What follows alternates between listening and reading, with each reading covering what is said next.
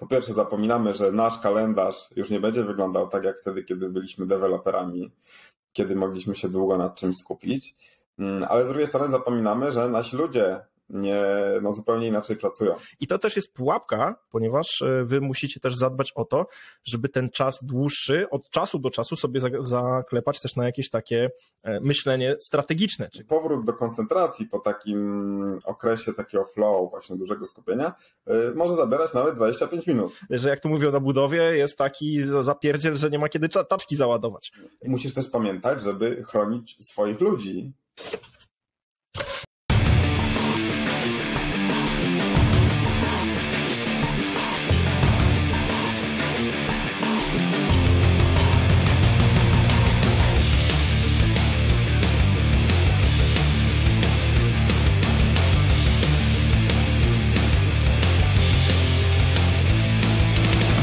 Cześć, witamy w Nerd Management. Tutaj Krzysztof Rakowski i Paweł Rykowski. Chcielibyśmy Wam powiedzieć, że już niedługo, 19 marca, będziemy występować z Pawłem na konferencji Boiling Frogs we Wrocławiu. Co ciekawe, jest to konferencja na żywo, więc jesteśmy podekscytowani. Będziemy mówili o tym, jak nie zostać IT dinozaurem, czyli w jaki sposób nie zasiedzieć się w tym, co się robi i cały czas rozwijać się. To będzie długa prezentacja, 45 minut. Dostaliśmy taki slot na samym początku, więc jesteśmy podekscytowani. Duże wyzwanie. Zapraszamy do Wrocławia, jeżeli byście chcieli zobaczyć nas na żywo. A dzisiejszy temat to też jest nawiązanie do naszej prezentacji z For Developers z zeszłego roku.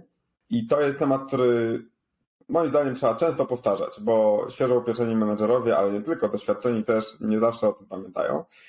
Czyli to jest kwestia tego, że kalendarz menedżera wygląda zupełnie inaczej niż kalendarz makera, czyli takiej osoby, która wytwarza coś konkretnego swoimi rękoma. I to jest coś, o czym jako menedżerowie czasami zapominamy z dwóch względów. Po pierwsze zapominamy, że nasz kalendarz już nie będzie wyglądał tak jak wtedy, kiedy byliśmy deweloperami, kiedy mogliśmy się długo nad czymś skupić, ale z drugiej strony zapominamy, że nasi ludzie zupełnie inaczej pracują. Ale o co chodzi? Przede wszystkim to jest taka koncepcja maker i manager schedule. O tym napisał Paul Graham w bardzo ciekawym artykule, który Wam zalinkujemy. Zasadniczo nie powinno być dla Was zaskoczeniem, że maker, czyli właśnie developer, tester, te osoby, które wykonują pracę, która wymaga po prostu długich ciągów skupienia. Pamiętam, jak byłem deweloperem, przychodziłem do pracy i potrafiłem spędzić 4-5 godzin nie wstając od biurka, właśnie pisząc jakiś kod, który miałem w głowie. I na przykład spotkanie, jeżeli wrzucimy takiemu deweloperowi spotkanie w ciągu dnia, czy przyjdziemy i zagadamy, bo słuchaj, musimy szybko omówić jakąś kwestię, szybko coś przegadajmy. Według badań powrót do koncentracji po takim okresie takiego flow, właśnie dużego skupienia, może zabierać nawet 25 minut, żeby te wszystkie wątki połączyć. Natomiast ten kalendarz menedżera wygląda zupełnie inaczej. To są raczej spotkania. Jedno spotkanie za drugim. Bo Twoim zadaniem jest praca z ludźmi. Twoim zadaniem jest to, że tutaj jakieś spotkanie z biznesem, spotkanie z zespołem, masa 1 na 1, potem trzeba ze swoim szefem się spotkać i o czymś pogadać. Więc to ty nie możesz sobie pozwolić na to, żeby w 25 minut wracać do poprzedniego flow, bo ten flow rzadko kiedy można mieć. I tutaj trzeba się bardzo szybko przełączać. Trzeba mieć tę kompartmentalizację, czyli wchodzić szybko w takie przegródki i konteksty. Tutaj odeślemy do bardzo ciekawego odcinka, w którym mówiliśmy o tym, jak Bob Iger, czyli poprzedni CEO Walt Disney, właśnie sobie z tym radził. Ale z drugiej strony, są takie sytuacje, że też trzeba nad czymś popracować, też trzeba się nad czymś skupić. Więc trzeba dbać o ten flow, żeby mieć też takie miejsca, gdzie można po prostu popracować, nad czym się skupić. I to jest bardzo ważna rzecz, o której mówisz, bo to myślę, że też jest zapominane, bo z jednej strony tutaj są dwa aspekty, czyli po pierwsze, kiedy zastanawiacie się nad ścieżką liderską, to musicie mieć tą świadomość, że nie będzie tak, że macie właśnie długie takie ciągi do pracy w skupieniu i tak dalej. To mam przykład nawet z wczoraj, kiedy mój kalendarz był przecięty przez cały dzień, spotkanie za spotkaniem z drobnymi przerwami i każdy na inny temat, więc to przełączanie jest bardzo istotne. I to też jest pułapka, ponieważ wy musicie też zadbać o to, żeby ten czas dłuższy od czasu do czasu sobie zaklepać też na jakieś takie myślenie strategiczne, co wy chcecie zrobić z tym zespołem, więc żebyście znowu nie wpadli w taki tryb spotkań samych przełączania się między kontekstami w bardzo dużej ilości, no bo wtedy prowadzi to do tego, że no będziecie tak zasuwać, że jak to mówią na budowie, jest taki zapierdziel, że nie ma kiedy taczki załadować. Więc na to też warto uważać i sobie zablokować taki czas na tak zwany focus time. Są narzędzia spięte z kalendarzami, które mogą to nawet zrobić za was, bazując na waszym harmonogramie, więc pilnujcie tego i miejcie świadomość, że to po prostu w przypadku menadżera, lidera, no to tak nie działa. To tak nie działa, trzeba się z tym pogodzić, jakby to jest naturalny stan rzeczy, że jest 8-10 spotkań jednego dnia, każdy na inny temat, a w tym trybie zdalnym jeszcze jest nawet gorzej, bo kiedyś musieliście przejść z sali do sali, a teraz siedzicie na krześle przeskakując tylko z jednego spotkania online na drugie. Tak, czyli takie kluczowe wnioski, które moim zdaniem tutaj należy z tego wyciągnąć, to przede wszystkim zrozumieć tę różnicę i się z tym pogodzić, tak po prostu będzie, ale z drugiej strony trzeba sobie zapewnić ten czas właśnie, żeby znaleźć ten flow i na przykład blokować ten czas w kalendarzu, kilka godzin nieprzerwanej pracy. Musisz też pamiętać, żeby chronić swoich ludzi przed właśnie takim niszczeniem tego ich skupienia, czyli na przykład nie możesz im wrzucać spotkań bez opamiętania, bez sprawdzania chociażby w kalendarzu, czy to im nie rozwali pracy, ale z drugiej strony musisz też ich chronić przed tym, żeby ktoś z zewnątrz tego nie robił. Biznes, product owner, HR.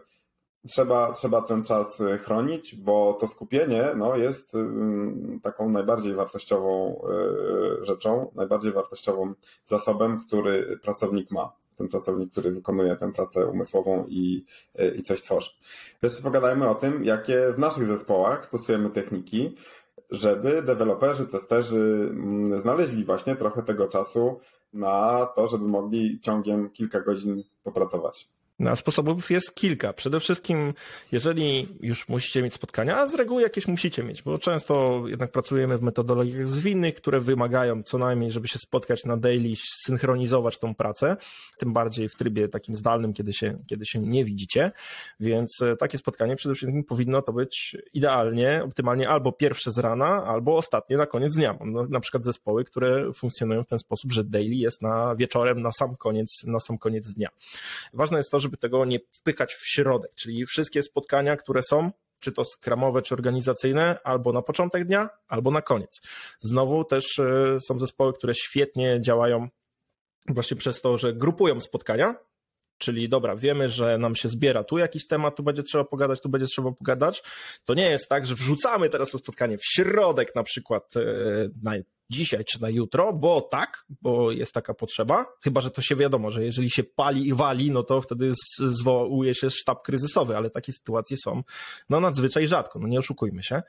I wtedy można takie spotkania po prostu zgrupować, najlepiej jeszcze tematycznie, jeżeli wiemy, że będziemy mieli do przegadania na przykład jakieś projekty i zaraz będzie trzeba zaplanować na przykład kolejny tydzień czy 2 tygodnie pracy, no to zróbmy najpierw jedno, drugie i wtedy ludzie mają ten czas. Kolejną rzeczą, którą warto tutaj wspomnieć, tutaj nasza koleżanka Ania współpracuje ze swoim zespołem w ten sposób, że robią tak zwane inżynierskie czwartki, czyli chodzi o to, że jest ogólnie dzień, gdzie ani ty jako lider, ani twój product owner czy biznes nie ma prawa się po prostu przeszkadzać ludziom, bo oni robią po prostu swoją robotę i wtedy mają czas na to, żeby zrobić też fajne rzeczy, douczyć się czegoś nowego, przeanalizować jakieś tematy, właśnie złapać ten flow, a nie, że teraz mu tutaj spotkanie jedno, drugie, trzecie i będzie to rozbite. Tak, podobne rozwiązanie, które też jeden z zespołów u nas stosował, to były tak zwane dni ciszy. To jeszcze w czasach, kiedy w biurze pracowali,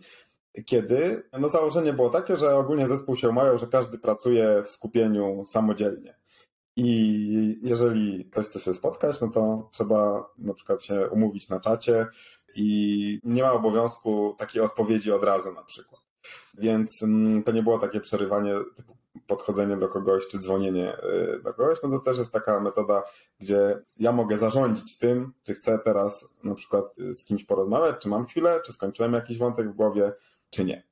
Albo inna metoda, zespoły czasami się umawiają, że w większości dni na przykład robią tylko spotkania wewnętrzne, czy jakieś pair programming, jakieś refinementy, a na spotkania zewnętrzne po prostu delegują reprezentantów po to, żeby jak najmniej osób było dotkniętych tym rozwalonym dniem, żeby reszta mogła się skupić nad pracą, zależnie oczywiście od tego, jakie mają zadania. Tak, i tutaj warto pomyśleć jeszcze o dwóch rzeczach, czyli o takiej komunikacji w pełni asynchronicznej, nie żebyście nie oczekiwali odpowiedzi od razu, bo jeżeli oczekujecie odpowiedzi na przykład od razu, to może ustalcie w zespole, że w takich sytuacjach nagłych nie będziecie pisać maila, używać komunikatora, tylko po prostu złapiecie za telefon i zadzwonicie, jeżeli się pali, no bo inaczej to nie ma sensu, a przy komunikatorach czy mailach to każdy odpowie w swoim czasie. Zacznijcie to ćwiczyć, bo na początku to nie jest proste, później wchodzi w krew, to jest jedna rzecz. A druga rzecz, no to przemyśl, czy na pewno twoje spotkanie, czy pogadaj z product ownerem, biznesem, czy właśnie osobami, które wpływają na zespół, czy takie spotkanie nie mogło być po prostu mailem. Im nie da się załatwić tego asynchronicznie, bo w wielu przypadkach się da. Podsumowując, pamiętajcie, kalendarz menedżera wygląda zupełnie inaczej niż kalendarz makera, czyli dewelopera, testera. Musicie znać te różnice, rozumieć je i musicie wspierać swoich ludzi w tym, żeby mieli tę przestrzeń na to, żeby pracować wydajnie, bez przeszkód. To tyle na dzisiaj. Zapisujcie się do newslettera, dawajcie lajki, dzięki temu możemy dotrzeć do innych ludzi. No i pamiętajcie, że jeżeli wybieracie się do Wrocławia na Boiling Frogs, to tam nas znajdziecie, możemy mogli się spotkać, przybić pionę na żywo, nie wirtualnie, więc mam nadzieję, że widzimy się we Wrocławiu. Cześć! Cześć!